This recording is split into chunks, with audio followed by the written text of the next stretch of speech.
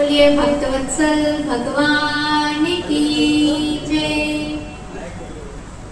जैसे ही शेष जी ने देखा कि हल्की हल्की वर्षा हो रही है, तब उन्होंने सोचा कि कहीं भगवान के ऊपर जल की बूंदें ना पड़े। तब शेष भगवान ने भगवान के ऊपर छाता जैसा बना दिया कि जल की बूंदें भगवान के ऊपर ना पड़े। अब वसुदेव जी बालक को लेकर चले। अब मार्ग में यमुना जी आ गई। उस समय यमुना जी का जो जल था वह बहुत बढ़ गया था, लेकिन जैसे ही यमुना जी ने देखा कि साक्षात भगवान ही आ रहे हैं, तब उन्होंने वसुदेव जी को मार्ग प्रदान किया। अब वसुदेव जी पहुंचे गोकुल में और नंद बाबा के यहाँ यशोदा जी ने जो बालिका को जन्म दिया था, उस बालिका को अपनी गोद में उठा लिया और उस बालिका की जगह में अपने बालक को रख दिया। और जैसे ही कारागार में प्रवेश किया वसुदेव जी ने, तो जैसे ही प्रवेश किया तो हाथ की हथकड़ी पहले के समान लग गई, पाँव में बेड़ी कस गई और जो जेल के दरवाजे थे वह बंद हो गए। और उस जो योग माया थी, उस बालिका ने रुदन प्रारंभ किया। जैसे ही बालिका ने रुदन प्रारंभ किया तो जितने भी द्वारपाल थे उनकी निद्रा भंग हुई।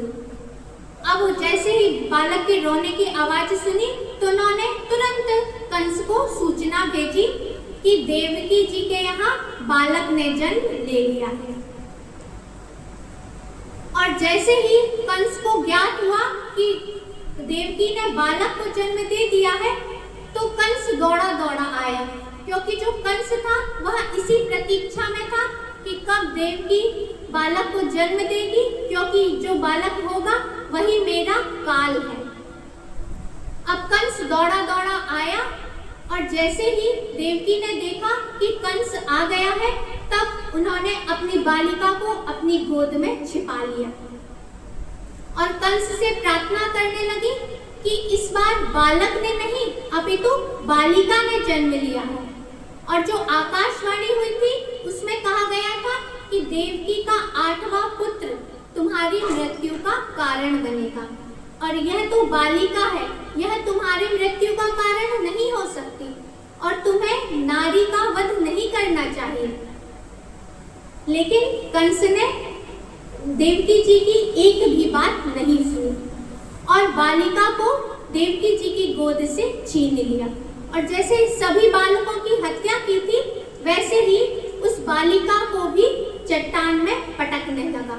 और जैसे ही पटकना चाहा तो जो बालिका थी वह कंस के हाथ से छूटकर आकाश में चली गई, क्योंकि वह जो कन्या थी वह कोई साधारण कन्या नहीं थी, वह साक्षात देवी थी। और वह आकाश में गई और उन्होंने अपने अष्टभुजी रूप धारण कर लिया और फिर वहीं से ही घोषणा कर दी कि मया हत्या मंदा जाता खलु तमांतकृत। रे मूर्ख कंस, तू मुझे क्या मारेगा? तुझे मारने वाला तेरे पूर्व जन्म का शत्रु इस धरा पर अवतार धारण कर चुका है। अब जैसे ही कंस ने सुना तो कंस ने देवकी और वसुदेव जी के बंधन को खोल दिया और उनसे क्षमा याचना मांगने लगा कि जैसे कि कोई राक्षस अपने ही पुत्रों का वध कर देता है, उसी प्रकार बहन मैंने तुम्हारे निरपराध बालकों का वध कर दिया। लेकिन बहन तुम्हें शोक नहीं करना चाहिए, क्योंकि जो भी जीव इस धरा पर जन्म लेता है प्रारब्ध अनुसार उसकी मृत्यु निश्चित है। और कहा कि केवल मनुष्य ही झूठ नहीं बोलते हैं, देवता भी झूठ बोलते हैं। और फिर अपने भवन में आया और फिर जितने भी उसके कर्मचारी थे सभी को बुलाया और फिर सभी से मंत्रणा की कि अब क्या करना चाहिए, क्योंकि जो योग माया है उन्होंने कहा है कि तुम्हारा काल है वह जन्म ले चुका है। अब जितने भी सैनिक थे, मंत्री थे, सभी ने कंस से कहा कि हम ऐसा करते हैं कि 10 दिन से छोटे बड़े जितने भी बालक हैं उन सभी का वध कर देते हैं, तो जो आपका काल है वह भी मारा जाएगा। और फिर जो कंस के सैनिक थे, मंत्री थे, उन्होंने कहा मूलम हि विष्णुदेवानां यत्र धर्मः सनातनः, कि जो देवताओं की जो जड़ है वह है भगवान विष्णु, और विष्णु की जड़ क्या है? सनातन धर्म। और सनातन धर्म की जड़ क्या है? जहां पर यज्ञ होता है जिसमें दक्षिणा भी सम्मिलित होती है, जहां तप होता है, गाय ब्राह्मण इन सभी को सनातन धर्म का की जड़ कहा गया है। तो हम ऐसा करते हैं कि इस जड़ को ही समाप्त कर देते हैं, तो भगवान जो विष्णु है वह स्वयं ही नष्ट हो जाएगा।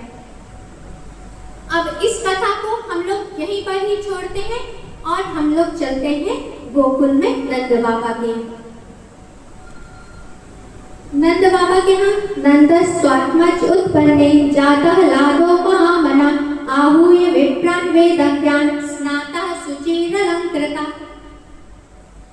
नंद बाबा को जैसे ही ज्ञात हुआ कि मेरे यहाँ बालक ने जन्म लिया है, तब नंद बाबा जल्दी से स्नान आदि किया और फिर सुंदर नए वस्त्र आभूषण धारण किए, फिर ब्राह्मणों को बुलाया, बालक का स्वस्ति वाचन करवाया, जात कर्म संस्कार करवाया और 2 लाख गौओं का दान किया, जिनकी सींग सोने से मढ़ी हुई थी और जो उनके खुर थे वह चांदी से मढ़े हुए थे।